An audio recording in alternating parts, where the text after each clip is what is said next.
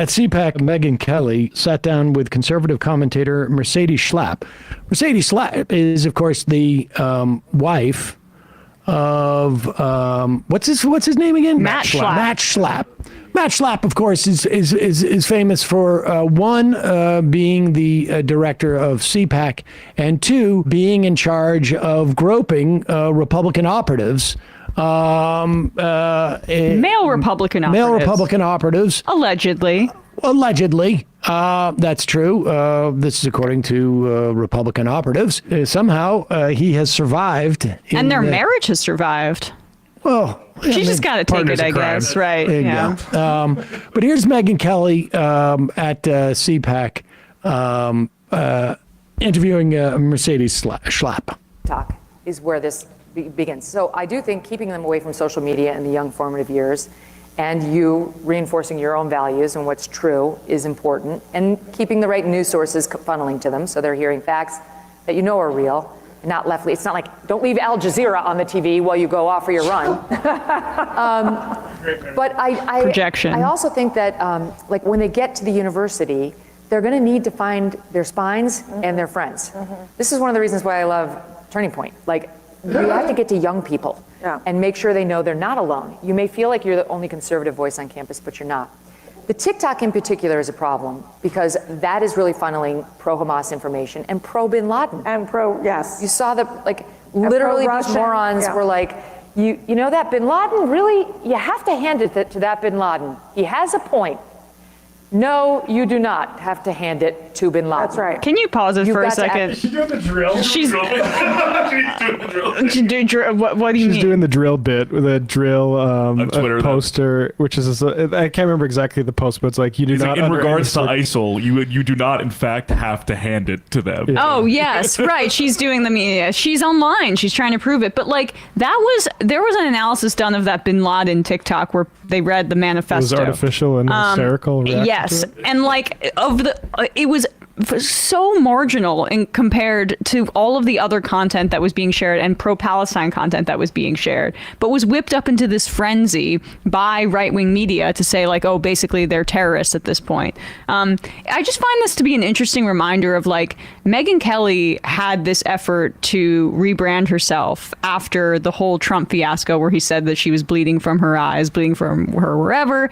She resigned from Fox News. She left. And a big part of it, too, was like her speaking out about Roger Ailes and his sexual harassment of her as well as other women. And so she NBC hired her, incidentally. Yes, she went on the Today Show. She doesn't have the warmth, honestly, to be a morning show person. That's supposed to be like fun, good times, baking cakes and talking about babies. So she couldn't do that. And now she needs to go back to what she was good at, which is just being a reactionary. So her whole I don't know if you remember. Yes, Santa's white. Santa's white. Yes. Deal with it. Of course I remember. Right. Deal with this imaginary figure being something that is completely fixed in our minds. So I just am I have a little bit of Schadenfreude because she really tried to whitewash her past, like, extremely conservative, racist past because of the circumstances she was dealt and capitalized on it. And she saw that wasn't very lucrative. And so now she's back to saying, oh, don't make your kids pro-terrorist by watching Al Jazeera. Is there more to this that we want to watch? Let's go. No, you do not have to hand it to Bin Laden. That's right.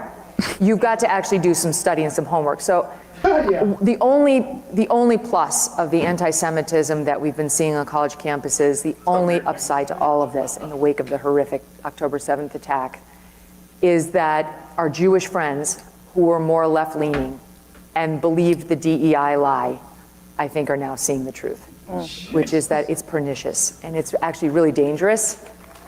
And so, like, it's not okay to, whether it's black and white or Hispanic and Jews, whatever, like, it's not okay to divide us by race or ethnicity. Like, we're all the same. It's why I don't like the Black National Anthem. There's only one national anthem. We don't need it. There's only one Santa. Or by creed, right? So, in any event, I think all that's important messaging, but the number one thing is to shore up your child before he gets there. No, that. Wait. Wow. would like to offer some dissent about the idea that Jewish students might not want to promote the idea that there's diversity and inclusion. I suspect that were it not for the concepts of diversity and inclusion, there would be no Jewish students at these universities. This is what Yeah. Elon Musk said, like last fall, where he said, "Yeah, that's exactly right," to a white nationalist who's like, "Yeah, well, Jews kind of had this coming because they promoted DEI in the universities." It's like, what? Well, I mean, like, This is exactly correct. growing up in New Jersey, there were country clubs that I'd hear about that literally don't have Jews a part of it. We know exactly what we're clubs, talking about. also colleges, frankly. I mean, but yes, Like there's there's still institutions that don't allow, and also, I mean, black people, please, but still don't even allow Jews as a part of their membership. yeah, that is quite ironic. But also learn your history. Right. Thanks for the lesson in anti-Semitism. Megyn. Exactly. Learn your history. Make sure you learn your history. Don't just get it from TikTok. Yeah. Unbelievable. All these anti-Semitic messages on TikTok. By the way, Jews, don't you feel bad for all the diversity stuff you've been pushing on all of us? He's Exactly. literally saying Jews are leaving the left because college students are pro-Hamas. That's the argument. Yeah. Also, can we just rewind to like the good thing about all the rise in anti-Semitism we've been Yeah. seeing? If we have been actually like, I think it'd be hard to actually say if I actually believe that we've been seeing the rise in like protesters chanting "death to Jewish people." I would not say like, well, the upside of that is like at least we made some good friends. Right. Amazing. That is amazing. Her comeback. Don't call it a comeback.